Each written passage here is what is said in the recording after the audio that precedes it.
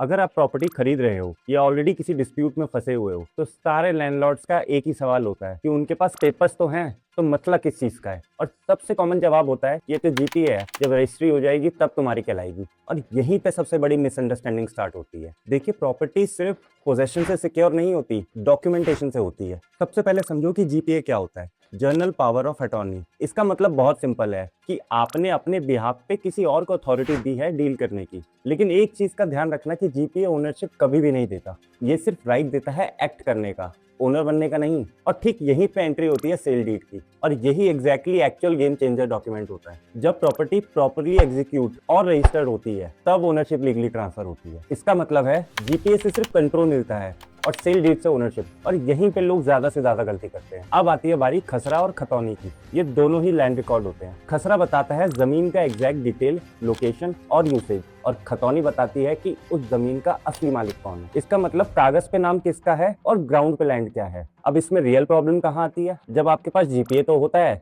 लेकिन खतौनी में नाम किसी और का होता है, या सेल डीड होती है तो खसरा मिसमैच करता है, या फिर सेलर के पास खुद क्लियर टाइटल नहीं होता, और यहाँ से प्रॉपर्टी डिस्प्यूट स्टार्ट होता है। एक तरफ आप बोलते हो कि आपने पैसे दिए हैं, दूसरी तरफ वो बोलता है कि जमीन उसकी है, और हमारा सिस्टम देखता है कि डॉक्यूमेंट इसका स्ट्रॉन्ग है। इसलिए सबसे इंपॉर्टेंट चीजें क्या है, आइए आगे जानते हैं। हमेशा प्रॉपर्टी खरीदने से पहले कुछ चीजें क्रॉस चेक करना बहुत जरूरी है, जैसे क्या सेल डीड रजिस्टर्ड है, क्या नाम रेवेन्यू रिकॉर्ड में अपडेट है, क्या लैंड का डिस्क्रिप्शन मैच कर रहा है, और सबसे इंपॉर्टेंट, सेलर के पास क्लियर ओनरशिप चेन है या नहीं। क्योंकि यहाँ पे सिविल लॉ की रियलिटी बहुत सिंपल है। बेशक पोजेशन टेम्परेरी हो लेकिन पेपर परमानेंट होते हैं, और एंड में केस जीतने वाला वो नहीं होता जिसने पैसे दिए होते हैं, वो होता है जिसके पास डॉक्यूमेंटेशन क्लीन होता है।